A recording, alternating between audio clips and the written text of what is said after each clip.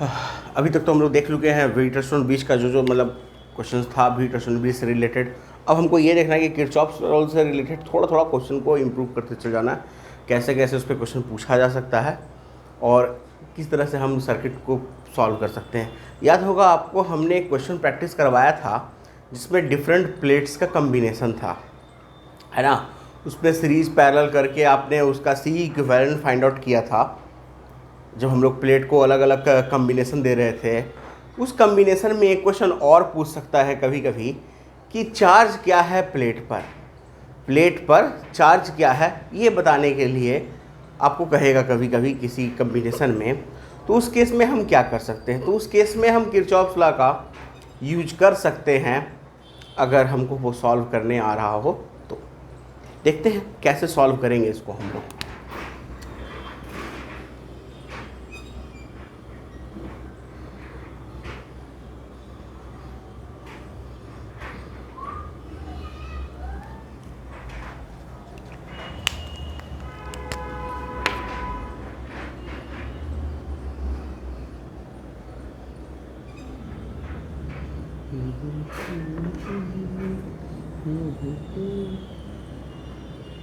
इस तरह से है, ठीक है। मान लो ये पॉइंट बी है जो किसी निगेटिव पोटेंशियल पे है, ये पॉइंट ए है जो पॉजिटिव पोटेंशियल पे है, और आपसे ये कह रहा है कि सारे प्लेट्स आइडेंटिकल हैं और हर प्लेट के बीच का सेपरेशन जो है वो डी है। हर एक प्लेट के बीच का सेपरेशन कितना है, डी है। सारे प्लेट्स आइडेंटिकल है, इसका मतलब कि सबका एरिया ए होगा। तो उस हिसाब से हमको जो सबका सी मिल रहा है वो है epsilon not a upon D, और हमसे पूछ रहा है कि सब पर चार्ज क्या होगा। हर एक पर हमको हर एक कैपेसिटर के प्लेट्स पे चार्ज बताना है।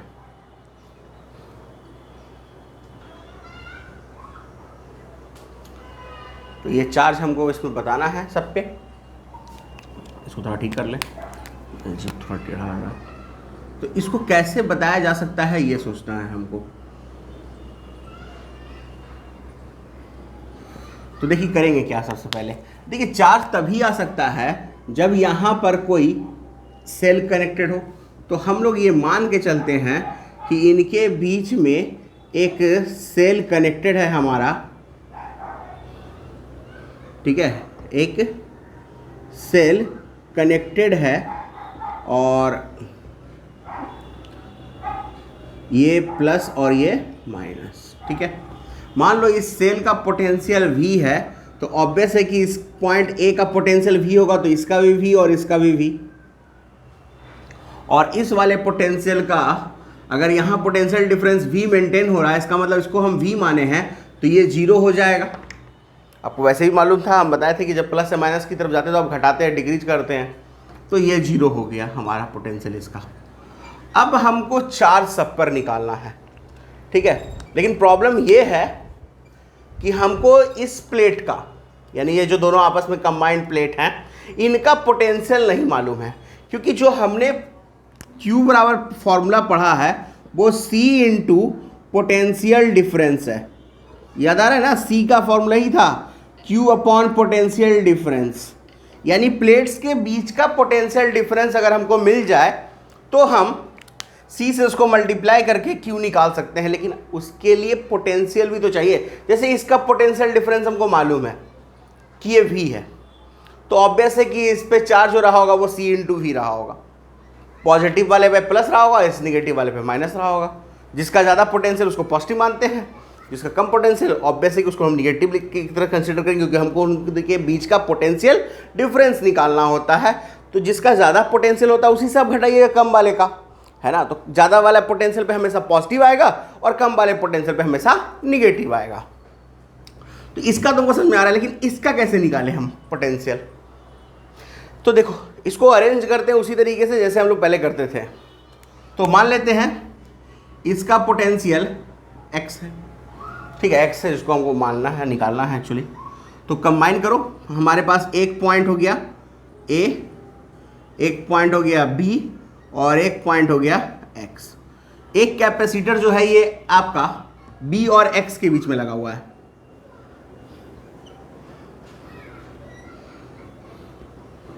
ठीक है, ये कैपेसिटर आपका V और 0 के बीच में यानी A और B के बीच में लगा हुआ है।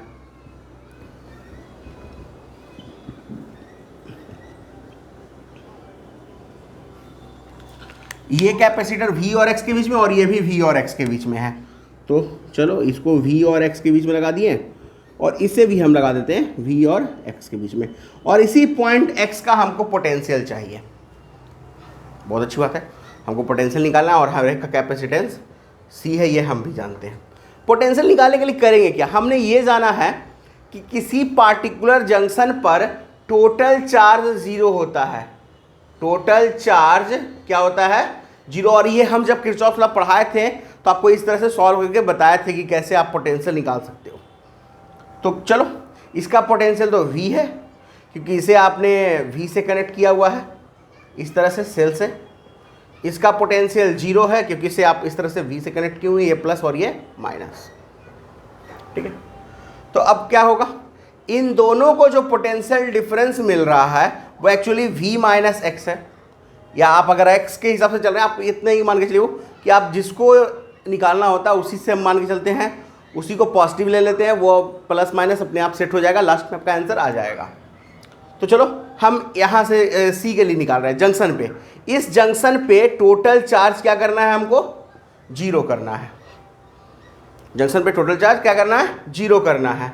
तो चलो x minus V multiplied by C plus X minus V multiplied by C plus X minus 0 multiplied by C equals 0। देखो होगा क्या कि कुछ इसमें निगेटिव आएगा, कोई जैसा हमने रिजल्ट लिया उसमें कोई ना कोई तो निगेटिव आएगा, जो निगेटिव आएगा वो इस प्लस पॉजिटिव के साथ ऐड हो गया 0 हो जाएगा। इसलिए हम कहते हैं कि आपने जिसको माना है उसी से पोटेंशियल डिफरेंस करो, ज़्यादा अच्छा रहेगा। तो C तो हमारा कॉमन है, हटा देते हैं। तो यहाँ पे x और x 3x हो जाएगा इक्वल्स 2v होगा। तो x का वैल्यू कितना आ गया, 2v/3। यानी इस पॉइंट का जो पोटेंशियल मिला हमको वो कितना मिला, 2v/3। तो चलो ये 2v/3 यहाँ रखते हैं, 2v/3 और ये भी है 2v/3। अब सबसे पहले एक बात समझेंगे, क्या आउटर प्लेट पे कोई चार्ज होगा, तो आउटर प्लेट पे कोई पोटेंशियल डिफरेंस नहीं है, इसलिए हम वहां चार्ज नहीं देंगे। और दूसरी बात कि आउटर प्लेट आपका कैपेसिटर बनाने में इन्वॉल्व ही नहीं है, क्योंकि हम जब भी यहां देख रहे हैं हम एक्चुअली इसमें कैपेसिटर के दोनों प्लेट के दोनों साइड का यूज कर रहे हैं ना। देखो इस वाले के लिए ये साइड इसके साथ कैपेसिटर बना रहा है, यानी V और 2v/3। देखो V और 2v/3 के साथ एक बना लिया, ये बनाया क्या कहते हैं V और 2v/3। देखो यहाँ भी बना हुआ है, लेकिन ये साइड आपका यूज नहीं हो रहा है, वैसे ही ये साइड भी आपका यूज नहीं हो रहा है। तो जो यूज नहीं हो रहा है उस पर चार्ज हमारा कुछ भी नहीं है, 0। यानी ये सिंपल सी एक लॉजिक है कि आउटर प्लेट पे आपको चार्ज क्या रख देना है, 0 रख देना है। अब इन दोनों के बीच का पोटेंशियल डिफरेंस कितना होगा, तो V से 2v/3 घटेगा तो आएगा V/3। V से 2v/3 घटेगा तो कितना आएगा, V/3, और ये पॉजिटिव तो इस पे आएगा CV/3 और ये होगा माइनस CV/3। ठीक है, इन दोनों में ये पॉजिटिव तो इस पे हो जाएगा प्लस CV/3, इस पे हो जाएगा माइनस CV/3। सिंपल है, इन दोनों में ये पॉजिटिव हो जाएगा क्योंकि V ज़्यादा है तो इस पे आएगा CV और इस पे माइनस CV। क्यों, क्योंकि यहाँ का पोटेंशियल डिफरेंस V - 0 V ही है। यहाँ कितना हो जाएगा, तो देखो इसमें 2v/3 बड़ा है ना, तो इस पे आ जाएगा 2CV/3 प्लस में, और यहाँ होगा माइनस 2CV/3, ये आपका पोटेंशियल। तो कुल मिलाकर ये आपका रिजल्ट हो जाएगा। इस तरह से आप कैलकुलेट कर सकते हैं कैपेसिटर पे आपका चार्ज। ये तो हो गया आप लोग का नोट, है ना, कर लिया ना नोट। चलिए नया क्वेश्चन देखते हैं, एक और 1-2 क्वेश्चन इस पे देख लेंगे, फिर आगे चलेंगे अगले टाइप पे।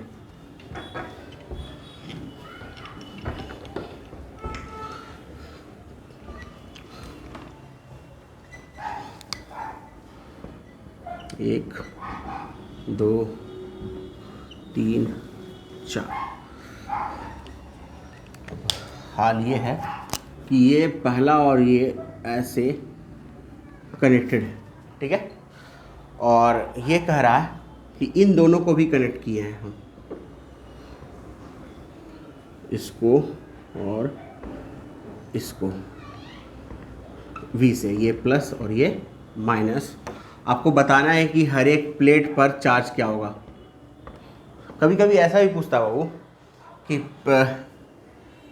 1 2 दे दे, 3 4 5 6 7 8, 8 फेस हो सकता है ना, इसमें से किस पे चार्ज कितना होगा, 1 2 पे पूछ देगा, 3 पे पूछ देगा, तो वैसे भी पूछा जा सकता है। फिर नहीं तो ऐसे देता है कभी कभी क्वेश्चन को। क्वेश्चन क्या चेंज करता है देख लो,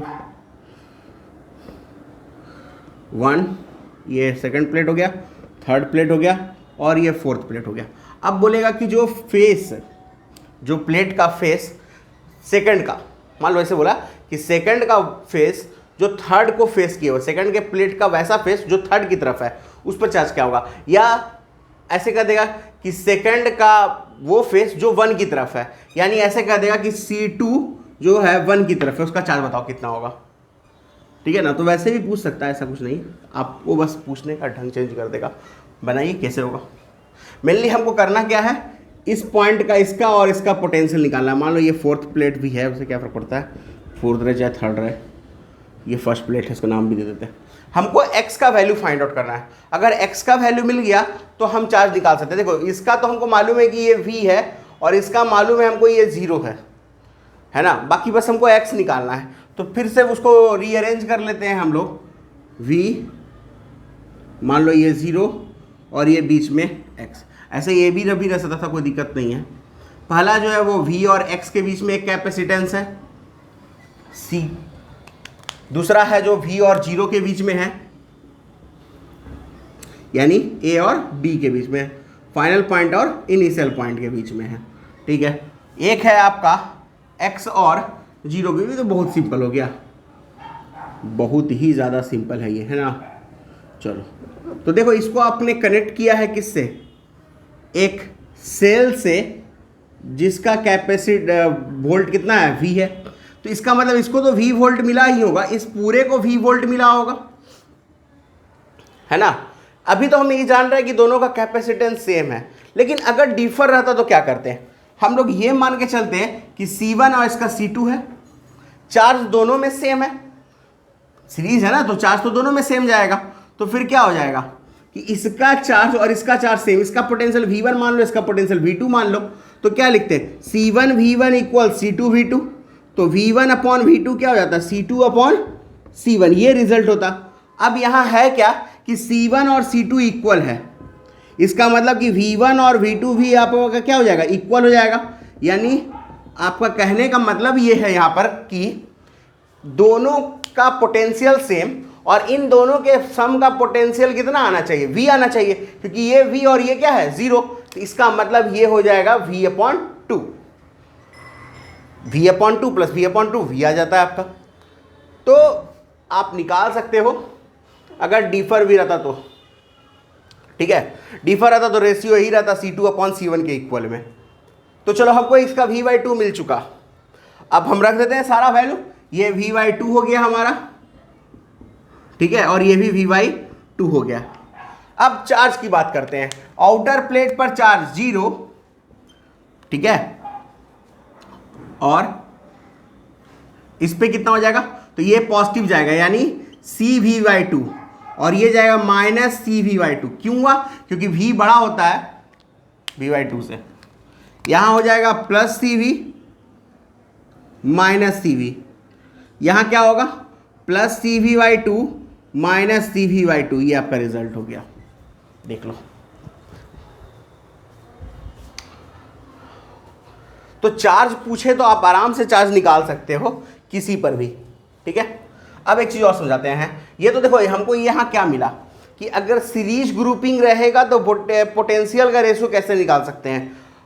ऐसा भी तो हो सकता है, वो अब यहाँ तो यूज नहीं, लेकिन कहीं और आ सकता है कि अगर पैरेलल ग्रुपिंग रहेगा तो चार्ज का रेशियो क्या होगा, तो उसको भी देख लेते हैं एक बार, उसको भी यहीं पे कर ही देते हैं, उसको याद रखिएगा आप लोग सिर्फ।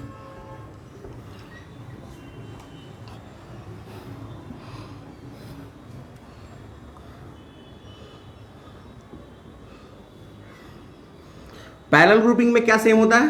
पोटेंशियल सेम होता है। Very good. तो मान लो इसमें Q1 जा रहा है चार्ज, इसमें जा रहा है Q2, इसका C2 है, इसमें C1 है। V तो दोनों का सेम होगा, और V क्या होता है? Q अपॉन C होता है ना। तो Q1 upon C1 equals Q2 upon C2 होगा ना। इसका मतलब क्या रिजल्ट आया कि Q1 और Q2 का जो रेशियो होगा वो C1 अपॉन C2 के होगा। तो इस कंडीशन को यूज करके हम रेजिस्टर्स का भी लिख सकते हैं कि रेजिस्टर्स में जो पोटेंशियल का रेशियो होगा, रेजिस्टर में जो पोटेंशियल का रेशियो होगा वो R1 अपॉन R2 रहा होगा। इसका उल्टा चलता है ना वहाँ। और वहाँ जो करंट का रेशियो रहा होगा I1 अपॉन I2 वो R2 अपॉन R1 रहा होगा। जस्ट आपको क्या करना है, रेजिस्टर में उल्टा कर देना है कैपेसिटर का। नोट करिए इसको।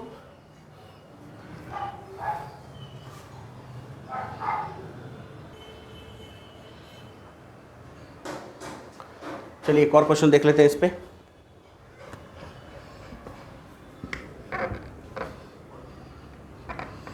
इसको याद रखिएगा C1 अपॉन C2 वाला ये जो है, क्योंकि इसलिए बोल रहे हो कि ज़रूरी नहीं कि हमने क्वेश्चन में सेपरेशन सब में D लिया है तो आपको एग्जाम में जो क्वेश्चन पूछे उसमें सेपरेशन D ही हो। कहीं आपका सेपरेशन D/2 और अगर 2D कर दिया तो ये जो कैपेसिटर हमने सब में C लिया है वो कहीं ना कहीं किसी में C/2 किसी में 2C हो सकता है। तो ये याद रहना ज़रूरी है हमारे लिए कि पोटेंशियल का रेशियो क्या है। बाकी जो आपका नोडल लॉ है वो तो मतलब जो आप एक्स वाला लॉ लगा रहे हो वो तो आप कर सकते हो, उसमें कुछ खास नहीं है। जहाँ हम C से मल्टीप्लाई करेगा 2C रहा तो 2C से मल्टीप्लाई करोगे, C/2 रहा तो C/2 से मल्टीप्लाई करोगे, वो कोई दिक्कत वाला बात नहीं है।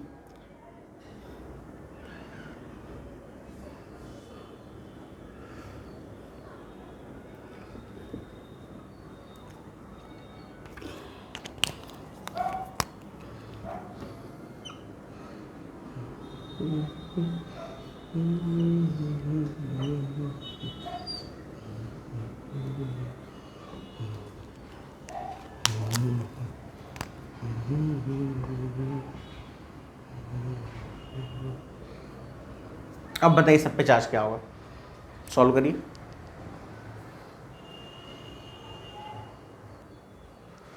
देखिए इसको कैसे सॉल्व करेंगे। सबसे पहले तो इसका अरेंज कर लेते हैं हम लोग, है ना। चलो मान लेते हैं पहले इसको x, तो ये Vx हो जाएगा और V और x के बीच में दो कैपेसिटर है, तो ठीक है कोई दिक्कत नहीं है।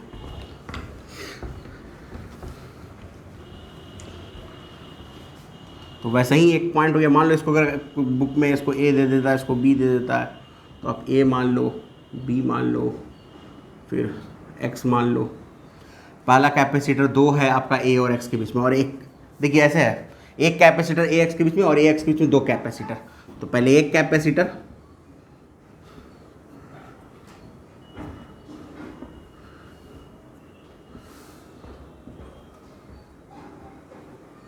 फिर आपका दो कैपेसिटर,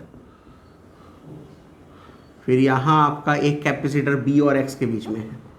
इतना ही नहीं कि और कुछ है, बस इतना ही है। AX के बीच में, एक BX के बीच में, और यहाँ लगा हुआ है हमारा एक सेल V का प्लस माइनस। ठीक है, कैसे होगा इसको सॉल्व, कैसे करेंगे? बहुत इजी है। देखो पहले कैसे, ये तो C है, ये C है, और ये पूरे का जो कम्बिनेशन में मिलेगा वो C/2 होगा। सीरीज ग्रुपिंग है तो फिर लगा लो भाई नोडल लॉ। उस इस जंक्शन के लिए जहाँ पे चार्ज क्या होगा, 0 होगा। तो x minus V multiplied by C plus x minus V multiplied by C upon 2। चाहते तो हम इसको 3C/2 भी कर सकते थे ना, C प्लस C/2 3C/2 भी हो सकता था। बात एक ही है, आप जैसे सॉल्व करो। Plus x minus 0 multiplied by C equals 0 हो जाएगा। अब रिजल्ट क्या आएगा, x प्लस x 2x हो गया, और प्लस x/2 यानी 2x प्लस x/2 इक्वल्स क्या हो जाएगा, v प्लस v/2, उधर जाएगा तो ये 3v/2। तो ये रिजल्ट हो गया क्या कि 5x upon 2 equals 3v upon 2। यहाँ से हमारा x का वैल्यू आ गया 3v अपॉन 5। अब समझो मेरा बात को, ये 3v/5 है, ठीक है। और रीज़न यहाँ पर कंडीशन ये कह रहा है कि ये दोनों कैपेसिटेंस सेम है, तो इसका मतलब कि क्या है, इस पॉइंट का जो पोटेंशियल आएगा इन पॉइंट के पोटेंशियल डिफरेंस का जस्ट हाफ आना चाहिए, है ना। v1 + v2 मिला के v होना चाहिए, जो वहाँ का टोटल पोटेंशियल डिफरेंस है।